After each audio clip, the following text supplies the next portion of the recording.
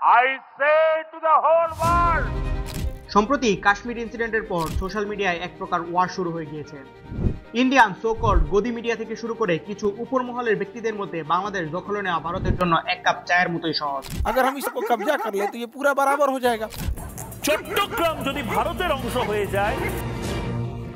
কিন্তু আমরা ground reality সম্পর্কে জানতে আগ্রহী। সত্যিকার অর্থে বাংলাদেশের সামর্থ্য কতটুকু? এই ভিডিওটি আপনার কাছে মনে হতে পারে ইলোশনাল কিংবা অতি নিকটের ভবিষ্যৎ। হোয়াট ইফ ভারত বাংলাদেশকে অ্যাটাক করে বসলো? কিন্তু আমরা কতটুকু প্রস্তুত? শুরুতেই ইন্ডিয়ান মিলিটারি ফোর্স নিয়ে কথা বলি। গ্লোবাল ফায়ার র্যাঙ্কিং এ ইন্ডিয়া চতুর্থ, অপরদিকে বাংলাদেশ 35তম।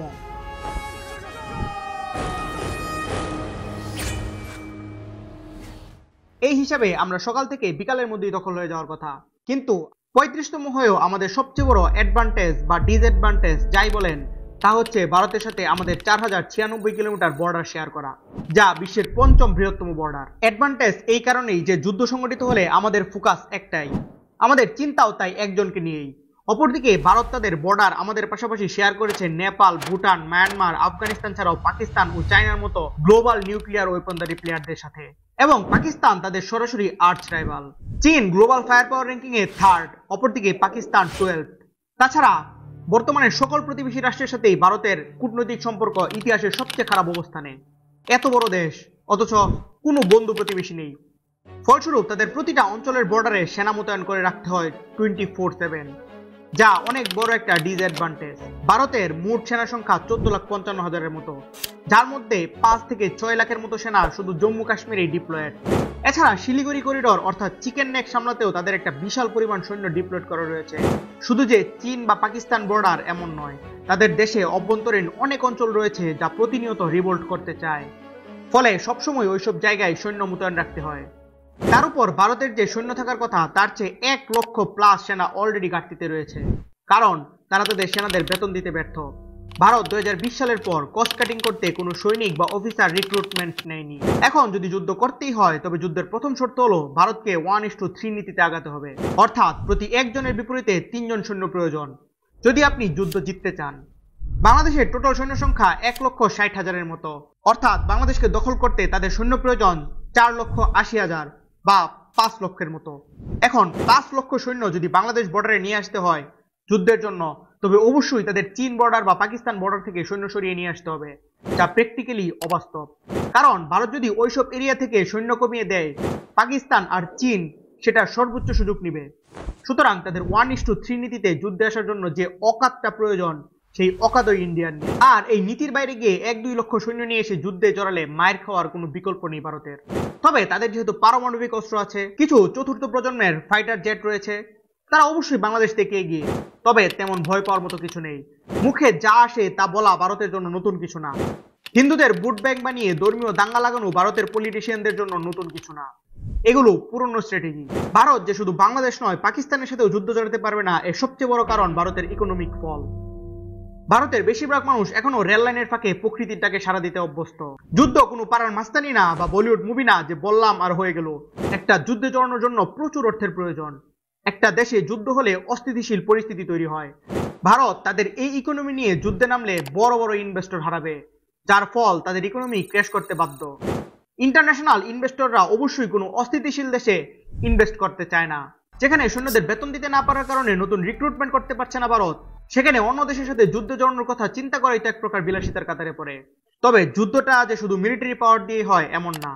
বর্তমান বিশ্বে ট্রেড ওয়ার অনেক বড় একটা ব্যাপার, যার রিসেন্ট উদাহরণ আমেরিকা এবং চায়নার টেরিফ বৃদ্ধির মাধ্যমে আমরা দেখতে পাচ্ছি। মানতে কষ্ট হলেও আমরা ট্রেডিং এর ক্ষেত্রে গত সরকারের রেজিমে শুধু ইন্ডিয়ার উপরে নির্ভরশীল ছিলাম। ইন্ডিয়ান আলু, ইন্ডিয়ান পেঁয়াজ, ইন্ডিয়ান কসমেটিক্স, ম্যাক্সিমাম ক্ষেত্রেই আমরা ইন্ডিয়ার উপর নির্ভরশীল। বাজারের প্রায় প্রতিটা পণ্যেই ইন্ডিয়ার ট্যাক্স ছিল। আমরা নিজেই ট্রেডিংটাকে একটা দেশের মাঝে সীমাবদ্ধ করে রেখেছিলাম ইচ্ছাকৃত, যার ফলে বাংলাদেশ ইন্ডিয়ার টোটাল 16 বিলিয়ন ট্রেড করলে সেখানে বাংলাদেশের আয় হতো মাত্র 4 বিলিয়ন, অপরদিকে ইন্ডিয়া নিয়ে যেত 12 বিলিয়ন, যা বাংলাদেশের তুলনায় 3 গুণ বা তার চেয়ে বেশি ইমব্যালেন্স। এখানে আরো অনেকগুলো ইম্পর্টেন্ট ফ্যাক্টর রয়েছে। স্ট্যাটিস্টিক্যালি দেখলে পৃথিবীর সবচেয়ে dangerous border Bangladesh India border. বিভিন্ন সূত্র মতে 2020 থেকে 2025 সালের মধ্যে বিএসএফ এর হাতে নিহত হয়েছে 300 এর অধিক মানুষ। শুধুমাত্র 2020-এ নিহত হয়েছিল 45। যা আপনি অন্য যে কোনো দেশের বর্ডারের সাথে তুলনা করলে বুঝতে পারবেন ব্যাপারটা কতটা ভয়াবহ। কিন্তু সরকার কখনোই আপনাকে এই স্টেটস দেখতে দিবে না। ইভেন আপনি শুনে থাকবেন ইন্ডিয়া চায়না বর্ডারে হাতাহাতি হয়। কারণ কি? কারণ ইন্ডিয়া চায়না বর্ডারে দুই দেশের সৈন্যরাই অস্ত্র নিয়ে পেট্রোলিং করা নিষেধ। তারা অন্য কোনো দেশের সাথে এটা করতে পারে না until it's Bangladesh.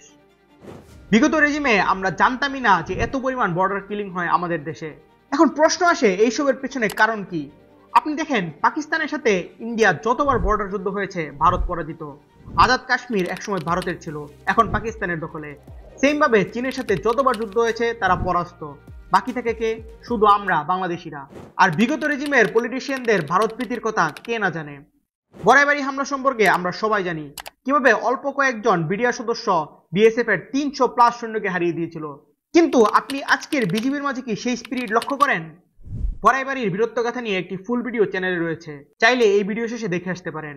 Back to the topic. কিন্তু তারপর কি এমন হলো যে আমরা চোখে চোখ রেখে লড়াই করতে ভুলে গেলাম? এই প্রশ্নের উত্তর অনেক বড় এবং বিগত রেজিমের সাথে ওতপ্রোতভাবে জড়িত। তারা ইন্ডিয়াকে সুপ্রিম বানাতে গিয়ে নিজের দেশকে তিলে তিলে শেষ করে দিয়েছে। আচ্ছা, আপনাদের কি মনে হয় এই যে ট্রানজিট সুবিধা দেওয়া হয়েছিল এর পেছনে কারণ কি ছিল? বাস্তবসম্মত কারণ হলো সামহাও যদি শিলিগুড়ি করিডোরের কিছু হয় তবুও যাতে সেভেন সিস্টারের সাথে ভারতের যোগাযোগ নির্বিচ্ছিন্ন থাকে। জানলে হয়তো অনেকে অবাক হবেন, হায়দ্রাবাদ বা সিকিম দুইটাই পূর্বে স্বাধীন সার্বভৌম রাষ্ট্র ছিল, কিন্তু ভারত কৌশলে তা দখল করে নিয়েছে হিন্দুদের উস্কিয়ে দিয়ে। আপনাদের কি মনে হয় ভারত সত্যি বাংলাদেশকে শুধু বন্ধুত্বের জন্য স্বাধীনতা যুদ্ধে সাহায্য করেছিল? তাদের সাহায্য ছাড়া আমরা কি যুদ্ধ জিততে পারতাম না?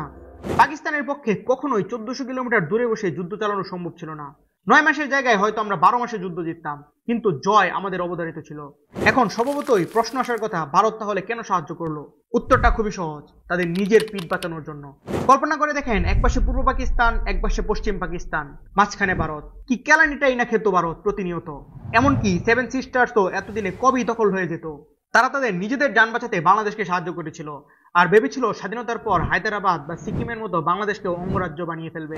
পূর্বের রেজিম সেই কাজ অনেকটা করেও ফেলেছিল, কিন্তু বরাবরের মতো আমরা ভাগ্যবান, বেঁচে গিয়েছি। আল্লাহ আমাদের প্রতি সহায়।